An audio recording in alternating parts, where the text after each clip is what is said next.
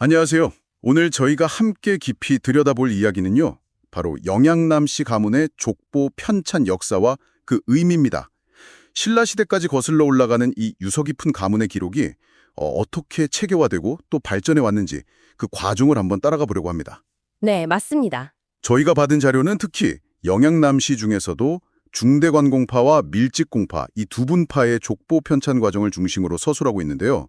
오늘은 의령이나 고성남씨 이야기는 잠시 제외하고 여기에 집중해 보겠습니다. 네, 좋습니다. 이 자료들을 통해서 영양남씨 족보가 언제 시작됐고 또 여러 번의 편찬과 통합, 그러니까 합보 과정을 거쳐서 오늘날에 이르렀는지 그 특징과 과제는 뭐였는지 핵심 내용을 좀 살펴보겠습니다. 자, 이 흥미로운 역사 속으로 같이 한번 들어가 보실까요? 네, 영양남 씨의 역사는 그 신라 경덕왕 때에 귀화한 난민이라는 분에게서 시작됩니다. 그리고 고려시대에 와서 후손들이 이제 영양, 의령, 고성 이렇게 각기 다른 지역에 자리를 잡으면서 본관이 나뉘게 되죠. 아, 거기서부터 분파가 시작되는 거군요. 그렇죠. 족보 편찬의 아주 뭐랄까 초기 시도라고 할 만한 건 16세기 남사고라는 분이 시도했다고는 하는데 울평보라고 불렸답니다. 근데 아쉽게도 지금 전해지진 않아요. 아, 기록이 남아있지 않군요. 그럼 실제로 우리가 확인할 수 있는 첫 시도는 언제부터인가요? 본격적인 시도는 17세기 초로 봐야 합니다. 남융달이라는 분이 1622년에 안동 임술보 편찬을 시도했고요. 이걸 아들인 남자가 이뤄받아서 1680년경에 완성은 했는데 이게 또 바로 간행되지는 못했어요. 좀 지연됐죠. 아, 완성하고도 바로 나오지 못했군요. 네, 그래서 결국 남자의 손자인 남천호 등이 주도해서 1712년에 목판본으로 간행한 임진보, 이것이 현대 전해지는 영양남씨 밀직공파 족보의 실질적인 시작이라고 할 수 있겠습니다. 와, 3대에 걸친 노력이네요. 대단합니다. 근데 그 임진보가 그냥 이름만 쭉 적어놓은 건 아닐 것 같은데요? 왜 그렇게 중요한 출발점으로 평가받는 건가요? 맞습니다. 임진보는 단순한 명단이 아니에요. 그 서문에 보면 편찬 경위를 아주 상세하게 기록해놨고요. 선대 기록, 법례, 그러니까 족보 보는 법이죠. 그리고 보도라는 계보도, 발문, 심지어 문중에서 합의한 사항들까지 다 담겨 있습니다. 시조부터 18세 손까지 수록했는데 중요한 건 묘지명이나 호적 같은 실제 고문서를 근거로 삼았다는 점이에요. 그래서 단순한 가계도를 넘어서 사료로서의 가치가 아주 높다고 보는 거죠. 아, 근거 자료가 탄탄했군요. 그리고 흥미로운 점이 당시 영양 밀직공파랑 의령 남씨 사이의 조상 계보 연결, 그러니까 세계에 대한 의견 차이나 논쟁이 있었는데 그걸 이 족보에 솔직하게 담아놨다고요. 네, 바로 그 점입니다. 당시 사람들이 가문의 계통을 얼마나 중요하게 생각했는지 또 어떤 논쟁들이 있었는지 엿볼 수 있는 대목이죠. 그 이후의 흐름은 어떻게 되나요? 임진보 이후에는 이제 영해 지역의 중대관공파가 1727년에 정미보라는 족보를 까로 간행했고요. 그러다가 중요한 전환점은 1810년 경호보입니다. 이때 영양의 중대관공파와 안동의 밀직공파가 처음으로 합보, 즉 족보를 하나로 합치는 시도를 합니다. 아, 드디어 합치는군요. 왜 합치게 된 건가요? 지리적으로 가깝고 조상계보가 크게 겹치지 않았던 점도 있고요. 또 당시 사회적 배경을 보면 조선 후기로 가면서 가문의 어떤 위상이나 정통성을 보여주는데 체계적인 족보의 중요성이 커졌거든요.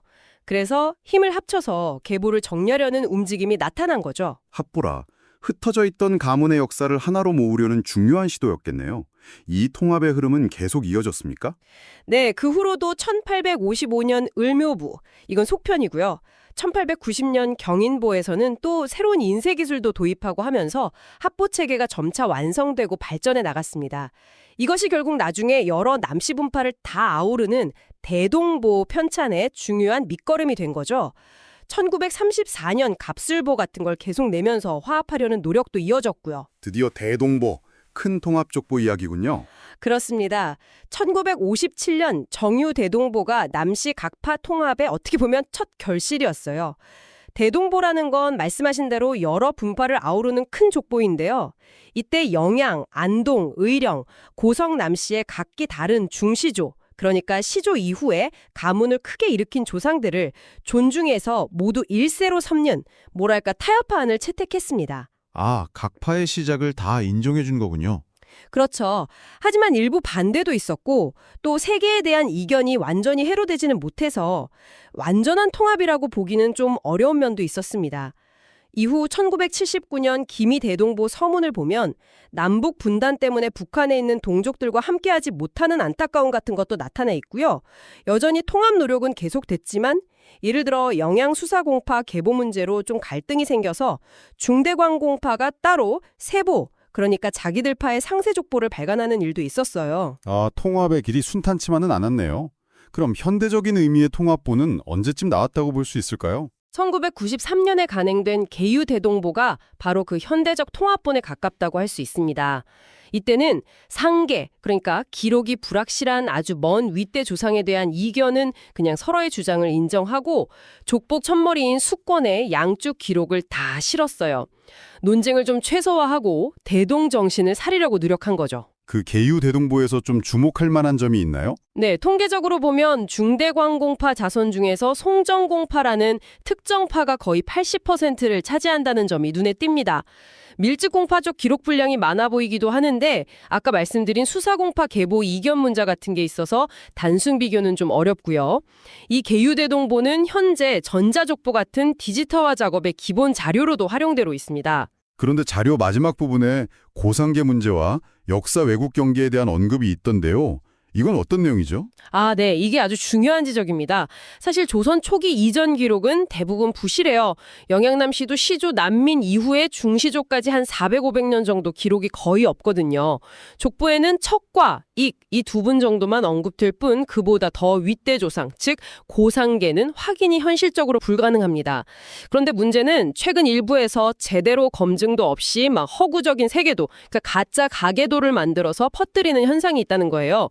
이건 명백한 역사 왜곡이고 이런 시도는 정말 강력하게 경계해야 한다. 이게 자료의 핵심적인 경고입니다. 그렇군요. 검증되지 않은 정보를 사실인 양 펴끄려는 건 정말 위험한 일이네요. 결국 이 모든 이야기가 우리에게 시사하는 바는 무엇일까요? 영양남시 족보는 1712년 임진보에서 시작해서 1810년 경어보에서 첫 합보를 이루고 또 여러 차례 대동보 편찬을 거치면서 통합과 정체성 확립을 위해 끊임없이 노력해온 한 가문의 역사를 정말 생생하게 보여주는 것 같습니다. 맞습니다. 특히 초기 족보에서 다양한 역사 자료를 근거로 삼으려 했던 노력, 그리고 통합 과정에서 겪었던 그 현실적인 어려움과 갈등들, 이런 점들이 참 인상 깊죠. 네. 족보는 단순한 혈연 기록을 넘어서서 한 가문과 또 그들이 속한 사회의 역사 인식, 통합을 향한 열망, 그리고 그 과정에서의 갈등까지 담아내는 그릇이라고 할 수 있어요. 이 변화 과정을 보면 단순히 한 가문의 역사가 아니라 시대를 관통하는 한국 사회의 가치관 변화까지도 읽어낼 수 있는 거죠. 자, 오늘 이 이야기를 들으신 여러분께 마지막으로 한 가지 질문을 던져보고 싶습니다. 족보가 담고 있는 비록 완벽하진 않더라도 역사적 사실을 기반하려는 그 기록의 가치, 그리고 오늘날처럼 정보가 넘쳐나고 때로는 왜곡된 정보까지 막 돌아다니는 이 디지털 시대에 이런 진실된 기록을 지키고 의도적인 왜곡을 경계하는 일이 왜 중요할까요? 어떻게 하면 과거의 기록을 더 정확하게 보존하고 미래 세대에게 그 의미까지 온전히 전달할 수 있을지 함께 고민해 볼 지점이 아닐까 싶습니다.